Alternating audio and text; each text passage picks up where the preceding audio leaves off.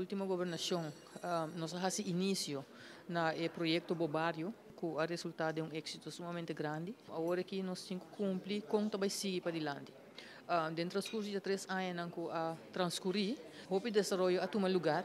entre outros, nós tomamos em dienst que tem que executar o trabalho, pronto, também abrir a oficina de MFA, é necessário para nós próprios trabalhadores, tariba é mesmo linha para o que trata a visão do gabinete Mike Eyman, para o que trata o departamento novo que também o fundar. A visão está com nós por de estimular mais tanto quanto possível a participação de habitantes no bairro para elevar a qualidade de vida de cada ser humano. Assim, no ano passado, o conceito estava com o governo, também com o projeto, o governo está impondo e o cidadão não estava tendo visa. Mas hoje em dia, nós estamos por de dry roll não caminho o cidadão tem hobby para visa, para só é também para o bairro, é tem que carregar projeto não e tem que seguir com ele também. O governo está bem, o governo está bem, mas o cidadão está queda bem dentro do bairro, que é hobby importante que bota envolver em tudo o qual bota faz, para estar contente também com o qual bota se para adiante e eigenlijk het dever do governo para respeitar cada cidadão seu desejo.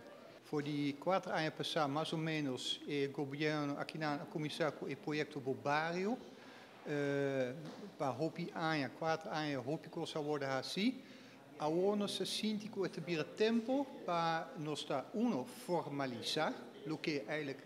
estava passando e de dois, que zij de uma forma que nós por comunicar o que agora assim e o que nós queremos realizar com nossa visão para outro não. Nosso enfoque para 4 anos largo não está somente infraestrutura de nosso edifício no nosso país, mas também o bem-estar, o que nós chama na inglês o well-being de cidadão de nosso país. Então, ainda nós toma tempo para nós por compartilhar junto com nossos colegas de diferentes departamentos então para nós por estar seguro que não também está compreender que está well-being, que é que não somente a definição, pero com não por aplicá-la de na vida diariamente. Well-being não está somente quanto placa nossa gana, esse é necessariamente não está três well-being de nosso futuro, pero well-being está hobby mais que esse. Como pueblo, como governo, por hasi hobby cos para pueblo de país, pero en el caso aquí, governo tem que criar ambiente onde a gente por ter well-being, bem-estar de na vida. Well-being também de hobby maneira